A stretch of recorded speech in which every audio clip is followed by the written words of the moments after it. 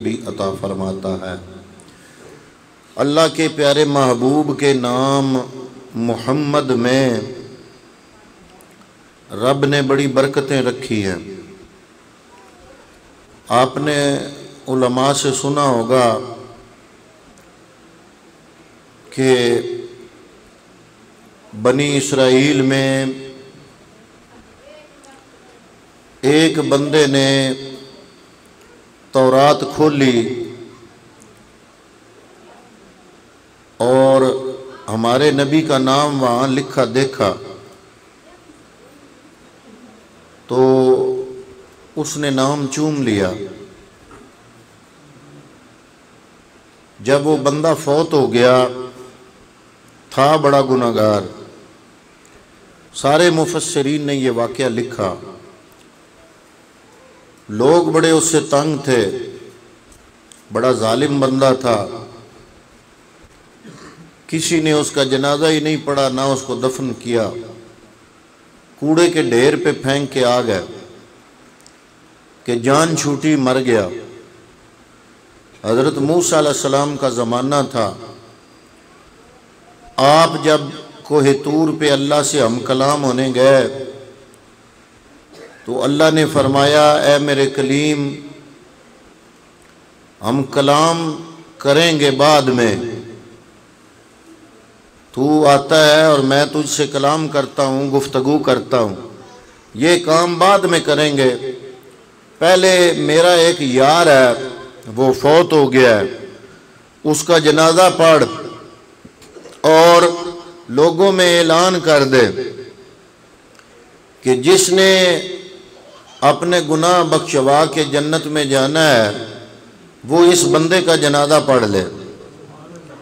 اس بندے کا یہ نام ہے، فلاں آبادی ہے، فلاں گاؤں ہے، وہاں کا رہنے والا تھا۔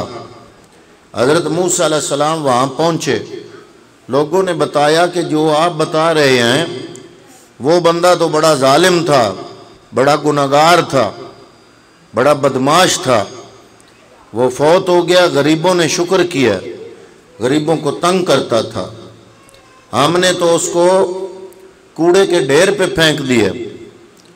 فرمایا تم کہتے ہو گناہگار تھا، رب فرماتا ہے میرا یار تھا، مجھے لے چلو اس بندے کے پاس۔ حضرت موسیٰ کو وہاں لے گئے۔ حضرت موسیٰ نے فرمایا اس کو اٹھاؤ، اس کو غسل دو، اس کو کفن پہناؤ، اس کا جنازہ ادا کرو اور لوگوں میں اعلان کر دو کہ اللہ کا حکم ہے کہ جس نے جنت جانا ہے وہ اس بندے کا جنازہ پڑھ لے۔ لوگوں میں اعلان ہو گیا۔ حضرت موسیٰ علیہ السلام نے اس کا نماز جنازہ تیار کیا۔ آپ اندازہ لگائیں، مرنا تو میں نے بھی ہے، مرنا آپ سب نے ہے، کہ اتنی موت، اور وہ بندہ جو سارے جہان کا گناہگار تھا اور سارے لوگ اس سے متنفر تھے، اس کے جنازے پہ یہ حال کہ حضرت کلیم اللہ اعلان کر رہے ہیں، اللہ کے نبی، کہ اللہ فرما رہا ہے کہ جس نے جنت میں جانا ہے وہ اس کا جنازہ پڑھ لے۔ جب اس کا جنازہ ہو گیا نا، کوئی طور پہ گئے فارغ ہو کے دفن کرنے کے بعد، اللہ سے پہلا سوال یہی کیا کہ اے الہ العالمین، لوگ تو کہتے ہیں گناہگار تھا، سیاہکار تھا، بدکار تھا، لیکن مولا تیرا فرمان ہے کہ وہ تیرا یار تھا، بات سمجھ میں نہیں آ رہی، لوگوں کی نظروں میں گناہگار، بدکار، سیاہکار تھا، یا اللہ تیری بارگاہ میں وہ تیرا یار کیسے بن گیا؟ اللہ نے فرمایا لوگوں کی بات بھی ٹھیک ہے، لوگ بھی ٹھیک کہتے ہیں، بات ایسی ہے، تھا تو بڑا گناہگار، تھا تو بڑا سیاہکار، تھا تو بڑا بدکار، لیکن ایک دفعہ ایسا ہوا اس نے تورات کھولی، جو تورات حضرت کلیم پہ اتری، اس نے تورات کھولی، تورات کو پڑھا، لیکن تورات کے ایک صفحے پہ میرا ایک آخری نبی آئے گا، اس کا نام ہوگا محمد۔ اس نے وہ نام پڑھا، اس کو اس نام پہ پیار آیا، اس نے محبت کے ساتھ میرے محبوب کا نام چوم لیا، میں رب العالمین کی رحمت جوش میں آ گئی کہ محبت کے ساتھ میرے نبی کا نام چومنے والا، میرے محبوب کا نام چومنے والا، اس کو میں جہنم میں کیسے داخل کروں گا؟ میری رحمت جوش میں آئی، میں نے اس کے سابقہ گناہ معاف کر دیے، اس کو معاف کر کے تھا گناہگار اپنا یار بنا لیا، تھا جہنم کی گھاٹیوں میں اپنے نبی سے، محبوب سے جب اس نے پیار کیا، اس نام سے پیار کیا، میں نے اس کو جہنم کی گھاٹیوں سے نکال کے جنت کی کیاریوں میں پہنچا دیا۔ یہ واقعہ کسی عام بندے کا بیان کردہ نہیں ہے، قرآن پاک کی تفسیر جن ہستیوں نے، جن مفسرین کرام نے لکھی ہے، ان سب نے یہ واقعہ درج فرمایا ہے۔ میں سوچتا ہوں حضرات محترم، اگر ہو بھی امتی پچھلے انبیاء کا بندہ ہو، بنی اسرائیل کا بندہ ہو، میرے نبی کا امتی بھی نہ ہو، بنی اسرائیل کا بندہ ہو، اور میرے محبوب کریم سے محبت کرے، پیار کرے، میرے محبوب کے نام کو چومے، محبت کے ساتھ چومے، اللہ رب العالمین اس کی لغزشیں معاف کر کے اللہ تعالیٰ اس کو جہنم سے جنت تک پہنچا سکتا ہے۔ تو آپ اندازہ کریں، ہم تو پھر بھی اس نبی کے امتی ہیں، ہم تو اس کے نام لیوائیں، ہم تو اس کا کلمہ پڑھنے والے ہیں۔ حضرات محترم، ہم تو اس پیارے نبی کے ساتھ نسبت رکھنے والے ہیں، ہم تو اس کی امت میں شامل ہیں، ہم تو اس کے غلاموں میں شامل ہیں۔ اگر بنی اسرائیل کا بندہ جو کہ پچھلے قوموں میں ہوا میرے نبی کا نام محبت سے چومے تو رب اسے اپنا یار بنا لیتا ہے۔ اگر نبی کا امتی بھی ہو، کلمہ پڑھنے والا بھی ہو، پھر حضور کے نام سے اس قدر وابستگی کا اظہار کرے تو کیوں نہ رب العالمین اپنے نبی کے نام کا صدقہ کرم نوازی فرمائے گا۔ اس لیے ہمارا کوئی فوت ہو جائے تب بھی ہم اس نبی کا نام لیتے ہیں۔ آپ نماز جنازہ ادا کرتے ہیں، آپ 4 تکبیریں پڑھتے ہیں۔ پہلی تکبیر میں اللہ کی ثنا پڑھتے ہیں، دوسری تکبیر میں آپ کیا پڑھتے ہیں؟ دوسری تکبیر میں نماز جنازہ کے اندر دوسری تکبیر میں کیا پڑھتے ہیں؟ درود پاک پڑھتے ہیں۔ یہ درود کیا ہے؟ آپ کے پیارے نبی، اللہ کے پیارے محبوب جناب محمد مصطفیٰ صلی اللہ تعالیٰ علیہ وآلہ وسلم کی تعریف ہے، آپ کی بارگاہ میں خراج تحسین ہے، آپ کا نام ہے۔ یا اللہ، جنازہ تو میں نے اپنے دادے کا پڑھنا ہے، جنازہ تو اپنے والد کا پڑھنا ہے، جنازہ تو اپنے چاچے یا جو بھی میرا فوت ہو گیا جو میت سامنے ہے، یا اللہ جنازہ تو میں نے اس کا پڑھنا ہے۔ تیری تعریف کی ہے، تیری تعریف کے بعد تیرے نبی کی تعریف کیوں؟ حضرات محترم، وجہ یہ ہے کہ جس بھی دعا میں اللہ کی تعریف ہو، نبی پہ درود ہو، اللہ تعالیٰ یہ جنازہ پڑھنے والوں کے گناہوں کو نہیں دیکھتا، اپنی تعریف اور اپنے نبی کے نام کا صدقہ نماز جنازہ کے اندر جو میت کے لیے دعا ہوتی ہے اس دعا کو قبول کر کے میت کی بخشش فرما دیتا ہے۔ تو پتہ چلا ہمارا کوئی پیارا فوت ہو جائے، ہم نماز جنازہ بھی ہمارا مکمل نہیں ہوتا جتنے تک نبی پہ درود نہ ہو۔ حضرات محترم، پھر اس کے بعد جتنی دعائیں اس کے لیے کی جاتی ہیں ان میں نبی کا ذکر ہے۔ آج محمد اجاز کا سالانہ ختم پڑھا جا رہا ہے، سالانہ محفل منعقد کی جا رہی ہے، وہ بھی نبی کے نام سے کیوں ہے؟ اس لیے کہ اللہ کو پوری کائنات میں رب خالق کائنات ہے، کائنات بنانے والا ہے۔ اللہ کو پوری کائنات میں جس ہستی سے سب سے زیادہ پیار ہے وہ اس ہستی کا نام ہے محمد مصطفیٰ۔ جب اس کا نام رب کی بارگاہ میں لیا جاتا ہے، اس کا حوالہ پیش کر کے دعا کی جاتی ہے کہ یا اللہ ہمیں نہ دیکھنا، اس مرحوم کو نہ دیکھنا، اس کے عمل کو نہ دیکھنا، اپنے محمد مصطفیٰ کی ذات کو دیکھنا، اپنے محبوب کے نام کا صدقہ اس پہ کرم نوازی فرما دے۔ ارے نام رہا نام، نام تو بڑی بات ہے۔ میں نے جو آیا طیبہ آپ کے سامنے تلاوت کی، اللہ نے اس میں اپنے نبیوں کی استعمال شدہ چیزوں کو برکت کے طور پر ذکر کیا ہے۔ حضرت شموئیل علیہ السلام آپ جب آئے، نبی بن کر آئے، آپ نے قوم کو بلا کے فرمایا میں اللہ کی طرف سے نبی ہوں۔ قوم کہتی ہے ہمیں کیا پتا کہ اللہ کی طرف سے ہو یا خود بنے ہو، اگر اللہ کی طرف سے کوئی دلیل آ جائے، کوئی نشانی آ جائے تو ہم مان جائیں گے، کوئی نشانی یا اللہ بھیج۔ آپ عرض کرتے ہیں اللہ کی بارگاہ میں، یا اللہ میری قوم مجھے نبی تب مانتی ہے، میں نے ان کو کہا کہ طالوت کو اپنا بادشاہ بنا لو، یہ کہتے ہیں ہم یہ آپ کی بات تب مانیں گے جب اس پہ رب کی طرف سے کوئی دلیل آئے گی۔ یا اللہ یہ دلیل مانگ رہے ہیں، کوئی دلیل بھیجو۔ اللہ تعالیٰ نے اپنی بارگاہ سے دلیل روانہ فرمائی، اس کا ذکر اللہ نے قرآن مجید اپنے نبی پر جو نازل کی آخری کتاب قرآن مجید، اس میں اس کا ذکر فرمایا ان آیت ملکہ ایات یکم التابوت۔ اے میرے نبی تیری قوم نشانی مانگ رہی ہے کہ اللہ اپنی بارگاہ سے کوئی نشانی بھیجے، میں رب نشانی بھیج رہا ہوں۔ یا اللہ کیا نشانی؟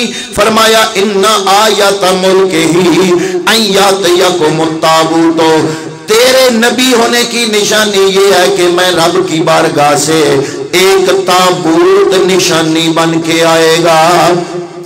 کیا آئے گا؟ تابوت آئے گا۔ تابوت کہتے ہیں عربی میں صندوق کو۔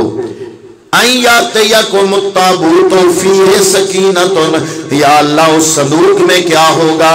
فرمایا فیہ سکینۃ، اس میں سکون ہوگا،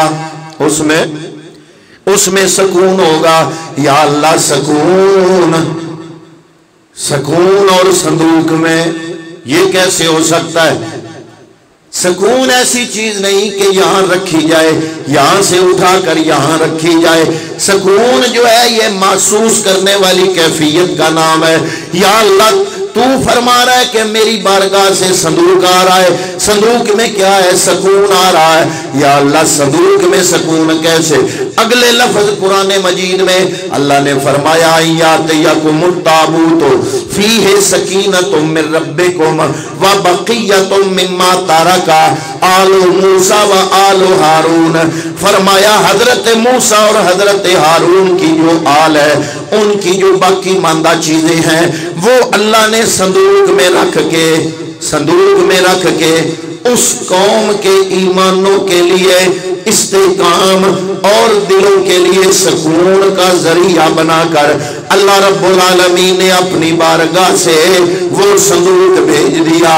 اس صندوق میں کیا ہے؟ علامہ آلوسی سے پوچھتے ہیں، اے علامہ آلوسی اس صندوق میں اللہ فرما رہا ہے سکون ہے، سکون کیا ہے؟ فرمایا بقیۃ مما ترک، بقیہ چیزیں حضرت موسیٰ اور ہارون کی اس صندوق میں۔ تو پوچھا جناب وہ بقیہ چیزیں کون سی ہیں؟ آپ فرماتے ہیں عصاہ موسیٰ و امامۃ موسیٰ و نعلہ موسیٰ۔ فرمایا حضرت موسیٰ علیہ السلام کی دستار مبارک، حضرت موسیٰ علیہ السلام کا عصا مبارک، حضرت موسیٰ علیہ السلام کے نالین مقدس اللہ رب العالمین نے صندوق میں رکھ کے بند کیا۔ فرمایا یہ شموئیل علیہ السلام کی قوم کے ایمانوں کے استحکام کا ذریعہ بن کے آ رہے ہیں۔ یا اللہ وہ صندوق کیسے آیا؟ فرمایا تحملہ الملائکہ، اس کو اللہ کے فرشتے اٹھا کے لائے، اللہ کے نوری فرشتے۔ اب تصور کرو اللہ کے نوری فرشتے اللہ کی بارگاہ سے ایک صندوق لا رہے ہیں، اس صندوق میں کیا ہے؟ اللہ کے نبی کلیم اللہ کی نالین، اللہ کے نبی کلیم اللہ کا عصا، اللہ کے نبی کلیم اللہ کی دستار۔ یا اللہ کلیم اللہ تو چلے گئے دنیا سے، اس جہان فانی کو چھوڑ کے اگلے جہان میں چلے گئے۔ فرمایا یہی تو بتانا چاہتا ہوں کہ نام تو نام ہے، پیغمبر نے اگر ایک چیز استعمال کی ہے کچھ عرصہ پیغمبر کے استعمال میں رہی ہے، چاہے نبوت ختم بھی ہو جائے، منسوخ بھی ہو جائے، اگلا نبی آ جائے، لیکن اللہ تعالیٰ اس چیز کی برکت ختم نہیں کرتا جس چیز کو اللہ کے نبی نے استعمال کیا ہو۔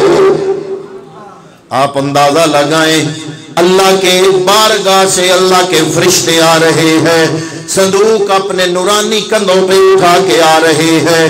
صندوق میں کیا ہے؟ حضرت کلیم اللہ کے نالین مقدس، آپ کی جوتیاں مبارک ہیں۔ میں کہتا ہوں کہ حضرت کلیم اللہ آپ جو جوتا مبارک استعمال کر گئے، ان کی عظمت تو یہ ہوگی اللہ کے فرشتے اس کو صندوق میں رکھ کے اپنے نورانی کندھوں پہ رکھ کے آئے۔ وہ شموئیل علیہ السلام کی قوم کے ایمانوں کے استحکام کا ذریعہ بن کے آئے، ان کے طمانینت قلب کا سامان بن کے آئے، ان کے دل کی تسلی کا سامان بن کے آئے بھی اللہ کی بارگاہ سے، اور آئے بھی وہ چیزیں جو پیغمبر نے استعمال کی، اور آئے بھی وہ چیزیں، وہ جوتے مبارک جن کو کلیم اللہ نے استعمال کیا۔ پتہ چلا قرآن کہہ رہا ہے کہ اللہ کا پیغمبر کلیم جس جوتے کو اپنے پاؤں میں ڈال لے، رب کی بارگاہ میں اس جوتے کی بھی بڑی عظمت بن جاتی ہے۔ تو اگر حضرت کلیم اللہ ایک جوتے کو استعمال کرے، اس کا ذکر اللہ قرآن میں کر دے، اندازہ لگاؤ جب معراج کی رات تھی حضرت کلیم اللہ تو اس مصطفیٰ کے پیچھے مقتدی بنے ہوئے تھے۔ وہ جوتے جو کلیم اللہ پہنے، وہ لوگوں کے ایمانوں کے استحکام کا ذریعہ بن کے آئے، ان کا یہ مقام ہے، تو ان جوتوں کی عظمت کا کیا عالم ہوگا کہ رب کا عرش بھی نیچے رہے، وہ جوتے بھی معراج کی رات اوپر پہنچ جائیں۔ حضرت محترم اللہ فرما رہا ہے ایات یکم التابوت فیہ سکینۃ من ربکم، صندوق میں سکون ہے۔ علماء سے پوچھتے ہیں کہ جناب اس صندوق میں کیا ہے؟ وہ فرماتے ہیں حضرت کلیم اللہ کے نالین مقدس سکون میں اس صندوق میں ہے، وہ لوگوں کے لیے سکون کا ذریعہ بن کے آ رہے ہیں، طمانینت قلب کا سامان بن کے آ رہے ہیں۔ وہ جوتے، یہ وہ جوتے ہیں جن کے بارے میں قرآن مجید میں ذکر ہے کہ حضرت کلیم اللہ جب کوہ طور پہ گئے اللہ سے ہم کلام ہونے کے لیے، اللہ نے فرمایا فَخْلَعْنَا عَلَيْكَ اِنَّكَ بِالْوَادِ الْمُقَدَّسِ طُوَىٰ، اے کلیم اللہ تم وادی طویٰ میں آ گئے ہو، وادی سینہ میں آ گئے ہو، کوہ طور پہ اللہ سے کلام کرنے آ گئے ہو، فَخْلَعْنَا عَلَيْكَ اپنے جوتے مبارک اتار دو۔ ارے جو جوتے کوہ طور پہ اتر جائیں ان کی عظمت رب کا قرآن بیان کرے تو ان جوتوں کی عظمت کا کیا عالم ہوگا جو زمین تو زمین رہی، اللہ کے عرش پہ جب مصطفیٰ پہنچے تو وہاں پر بھی وہ مصطفیٰ کریم جوتوں سمیت چلے جائیں۔ میں عموماً لوگوں سے کہتا ہوں کہ کوئی ایک حدیث دکھا دو کہ جہاں جبریل جلتا ہے، معراج کی رات جبریل نے سدرہ پہ ہاتھ جوڑ لیے، یا رسول اللہ اس سے آگے میں نہیں جا سکتا، اس سے آگے صرف آپ جائیں گے۔ میں اگلے دن گوجرے میں خطاب کر رہا، بکن میں خطاب کر رہا تھا، پرسوں بکن جامعہ مسجد میں یہی عرض کر رہا تھا، حضرات محترم جبریل امین سدرہ پہ ہے، سدرہ سے آگے میرا محبوب گیا، جب مصطفیٰ آگے گئے تو آگے لا مکان تک 70,000 حجابات تھے۔ کتنے؟ 70,000 حجابات تھے۔ ان 70,000 حجابات کے درمیان جتنا فاصلہ تھا علماء نے وہ فاصلہ جمع کیا۔ علماء فرماتے ہیں جہاں جبریل کی حد ہے، جبریل کی حد ہے، جہاں جبریل کی حد ہے وہ ہے سدرہ، سدرہ سے آگے علماء فرماتے ہیں جو مقامات میرے محبوب کراس کر کے گئے، جن سے گزر کے گئے، ان کا فاصلہ لا مکان تک 6 کروڑ سال کا بنتا ہے۔ کتنا؟ 6 करोड़ साल का बनता है। हजरत मोहतरम कोई नबी पहले आसमान पे था, किसी को मेराज मकाम बीदा पे हुआ, किसी को मेराज कोहे तूर पे हुआ, किसी को मेराज चौथे आसमान पे हुआ, किसी को मेराज छठे आसमान पे हुआ, किसी को मेराज 7वें आसमान पे हुआ। ऐसे आगे कोई नहीं गया। सिदरा उससे के हजारों बरस मुसाफत का सफर आ गया है। आगे जिब्रील है, जिब्रील की जहां हद है वहां से आगे कायनात की कोई शय नहीं गई, सिर्फ खुदा है। अगर कोई मखलूक में से कोई वहां से आगे गया है तो वो सिर्फ आपके और मेरे महबूब जनाबे मोहम्मद मुस्तफा आगे गुजर गए।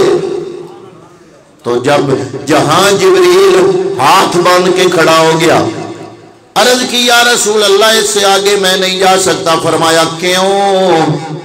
अर्ज की अगर सूई के नोके जितना भी इससे आगे मैं जाऊं मैं जलता हूं, मैं जल के राख हो जाता हूं, मैं जल जाऊंगा। फरमाया क्यों? अर्ज की आगे नूर है, नूर है। पूछा क्यों? क्यों जलेगा? अर्ज की जनाब आगे नूर है, उस नूर से मैं जल जाऊंगा। फरमाया तुम क्या हो? अर्ज की मैं भी नूर हूं। फरमाया जब तुम भी नूर, आगे भी नूर, चलते क्यों नहीं? फरमाया है आगे भी नूर, हूं मैं भी नूर, लेकिन मेरा नूर नाकस नूर, अगला नूर कामिल नूर। आगे वो जाए जिसका अपना नूर भी हो कामिल नूर। अर्ज किया या रसूल अल्लाह मैं जलता हूं। मैं अमूमन ये सवाल करता हूं कि जहां जिब्रील जैसा जले, सारी कायनात के फरिश्तों से ज्यादा लतीफ तरीन वजूद जिब्रील अमी का है, अजीम फरिश्ता जिब्रील है, सारे फरिश्तों का सिरदार जिब्रील है, हर नबी की तरफ वही लेके आने वाला जिब्रील है। कुरान का हाफिज जिब्रील, तौरात का हाफिज जिब्रील, ज़बूर का हाफिज जिब्रील, इंजील का हाफिज जिब्रील। जिब्रील कितना बड़ा फरिश्ता, सारे कायनात के फरिश्तों का सिरदार है।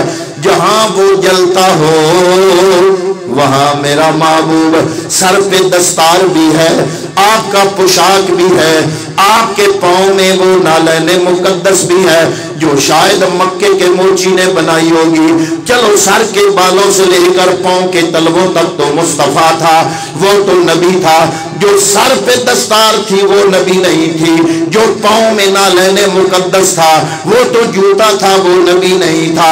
जहां जिब्रील जलता हो वहां मेरा महबूब वो जूते समेत जूता सलामत जाता है, सलामत वापस आता है।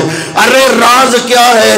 जहां जिब्रील जैसा फरिश्ता जले वहां मक्के के मोची का बनाया हुआ जूता, मक्के के जुलाहे का बनाया हुआ कपड़ा दस्तार की सूरत में वापस जाए और वापस आए। वजह क्या है? राज क्या है?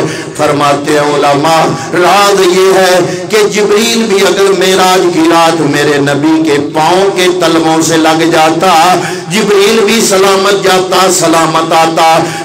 उसमें फजीलत नहीं, फजीलत है निस्बत मुस्तफा में। तो जो चीज नबी से लग जाए रब्बुल आलमीन की बारगाह में उसका मकाम बढ़ जाता है। इसलिए हम अपने फौत शुदगान को जब याद करते हैं तो उनकी बरसी हो तो हम नबी का जिक्र करते हैं कि ये वो हस्ती है कि जिसका जूता मुबारक भी, उससे भी अगर किसी की निस्बत हो गई तो अल्लाह ताला ने उस निस्बत का लिहाज करना है। तो क्यों ना हम उस नबी का नाम लें जिस नबी के जूते की ये अजमत है, उस नबी के नाम की क्या अजमत होगी। इसलिए हम मुस्तफ़ा करीम की नातें पढ़ते हैं, हजूर का जिक्र पाक करते हैं, हजूर के नाम की महफिल मीलाद घरों में मुनक़द करते हैं ताकि अल्लाह के नाम के साथ साथ अल्लाह के महबूब के नाम की बरकतें हमारे घर में आ जाए। हमारे घरों में जब मेरे नबी के नाम की महफिलें होंगी, हजूर के नाम की महफिल और मजालिस होंगी, घरों में हजूर के नाम से बरकत होगी। इसीलिए मुस्तफ़ा करीम की हदीस पाक है कि तुम्हारे घरों में कोई एक बंदा ऐसा जरूर होना चाहिए जिसका नाम मोहम्मद हो। کسی ایک بندے کا نام محمد ضرور ہونا چاہیے. کیوں؟ کل قیامت کا دن ہوگا، اللہ رب العالمین ارشاد فرمائے گا میدان محشر میں جن کے نام محمد ہیں وہ کھڑے ہو جاؤ.